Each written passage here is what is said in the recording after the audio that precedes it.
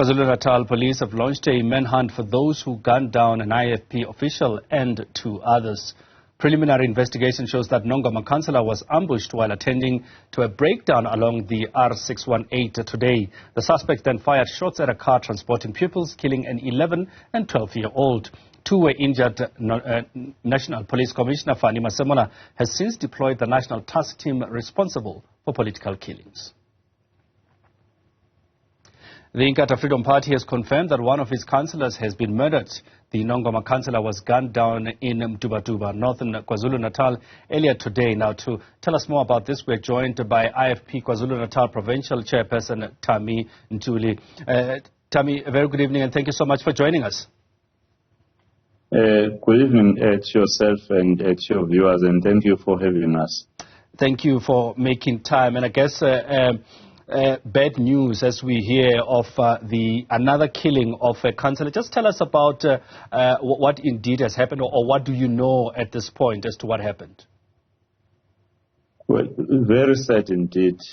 Such brutal assassins who have been doing this for a while in the province of KwaZulu-Natal, again destroying the life of a father, of a family, a leader of the community, someone who stands with the community to ensure that there is actually a development in the area. It's unfortunate. We've just got that was shot around Mtubatuba, though the names cannot be disclosed due to the fact that confirmation that the family is now aware is important. We are sending our condolences to the family, to the community, and to everyone who was looking after him as a leader. And it's unfortunate that this is happening in the province of Natal while we are preparing for the elections, wherein the politicians are being killed. You remember that we issued a statement as the IFP, wherein another leader of the IFP, the chairperson of a constituency, Mr. Stolle, under Mbabazane constituency, was also killed, and was just laid to rest the last Friday. And then to experience another politician being killed again is really bringing some many emotions, because we are not aware for now what is happening, and we are relying to the police to actually assist in arresting the perpetrator, and not only the perpetrator, even the orchestrator, because that is what we have been saying as the IFP, that the only problem, though we appreciate the work that is being done by the police, we see the assassins being arrested, though not in all cases. But it's rare to hear anything about the orchestrator. As a result, the people will continue to think that the way of fighting the democracy or to, in fact, stand against the democratic processes will be to shoot and kill the people. It's a very unfortunate thing to happen in our province while we are preparing for the elections. We have all been on record lamenting that the life of the people of Natal is not safe at all, including the traditional leaders. You recall that some weeks ago, a headman in Duna, a female one, was killed, with the people who were even trying to rescue her at Machuba. And in December, another female in Duna was killed. We have seen Amapos being killed, and the increasing number of the councillors who are being targeted and killed in the province of KwaZulu-Natal is really worrisome, because these politicians are the ones who are at the center of our democracy, preparing for all the democratic process that will enable us to have a government after 2024. Do we have, at the risk again of playing in the realm of speculation, do we know what could be behind this killings? Is it purely political? And if it's political, do we have an idea what could be at the heart of these many killings that we're talking about? Well, for the recent case, we are not aware, but the only information we have is the report by the Morane Commission, the findings of the Morane Commission, that being a councillor has been thought as a solution for the unemployed, since even the requirements of becoming a councillor, they are quite at a low level. And people see being a councillor as an opportunity to have power to influence tenders or to influence some important decisions. Then people, they result that when they fail to win in a democratic process, they will resort to kill a councillor. That is the only information, in fact, we're aware of. And the other new information, which I've mentioned already, that the Provincial Commissioner is on record in the media saying that the problem of KwaZulu-Natal is that the illegal guns are all over in the province of KwaZulu-Natal. As a result, we have seen even the mass shootings taking place in KwaZulu-Natal. In each and every day, a number of people are being shot dead in the province of KwaZulu-Natal, which indicates that the problem is much bigger than the councillors or the politicians being a target. But we have a situation that needs to be fixed urgently. But how do we then fix that if, for instance, we don't know, it could be a fight for political positions, for political power, as you mentioned, or it could spread out of that. How then do we find a solution to such? Because, I mean, as you mentioned, it's becoming a bigger problem, on a daily basis, that we see more councillors, more politicians being killed. And I mean, in this case today, we understand even 2 bystanders, young girls, were affected by these political killings, or by this particular killing. The collaboration amongst the security clusters were suggested on the recommendation of the Morane Commission, and further to that, we've made our view that it is important that the society stands up, the leaders of the society, such as the traditional leaders, business and religious leaders and other leaders, to say, let us be aware, we are faced with this problem, and we need not to wait until our soul too are part of the list.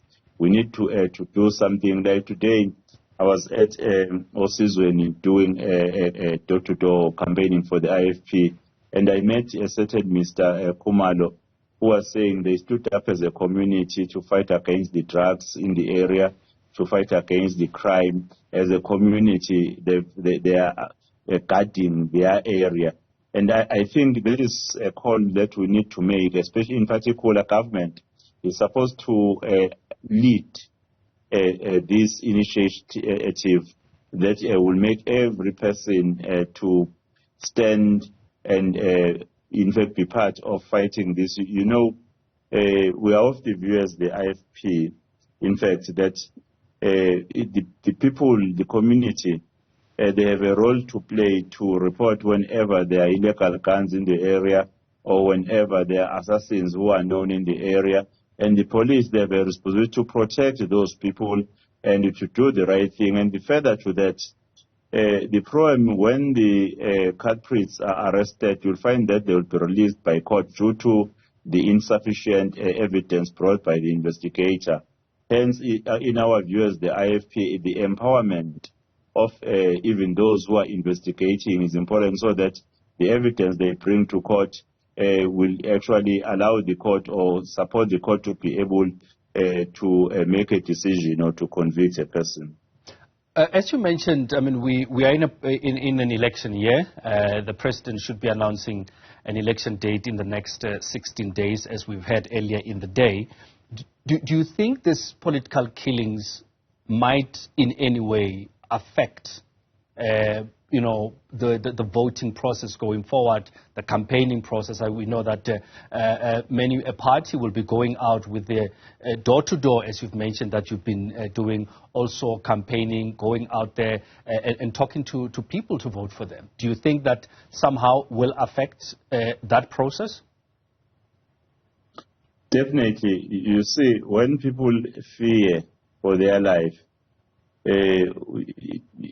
directly and indirectly, you find people being affected and not being sure whether the political route or the democracy route is not going to pose any threat in their lives.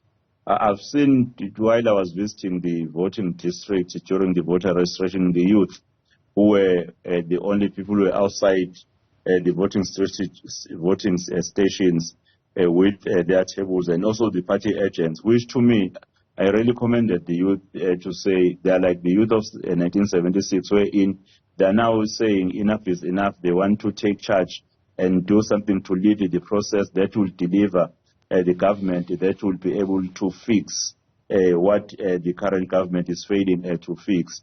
And unfortunately, for such instances, like the recent councillor who has been killed is not an old person, and even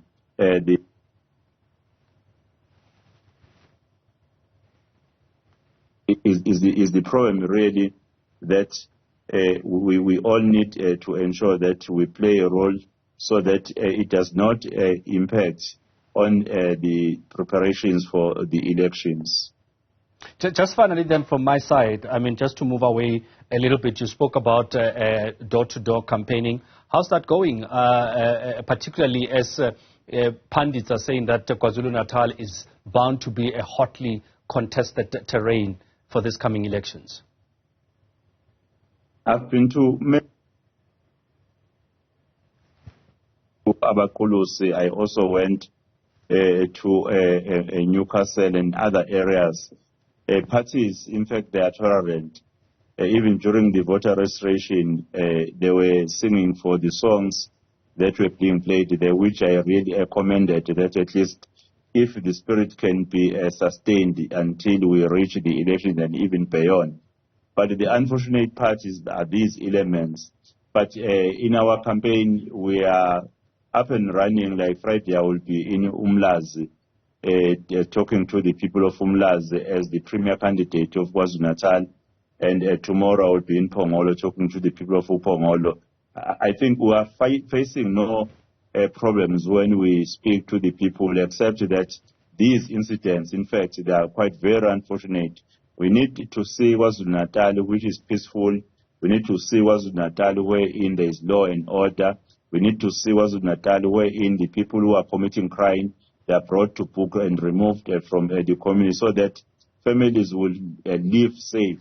And even the situation will be stable, attracting the investors, so that our economy will start to improve from where it is, causing job opportunities and also assisting, ensuring that the numbers of people who are committing crime are really minimized. That is our wish. Councillor Ntuli, thank you so much for coming through to speak to us.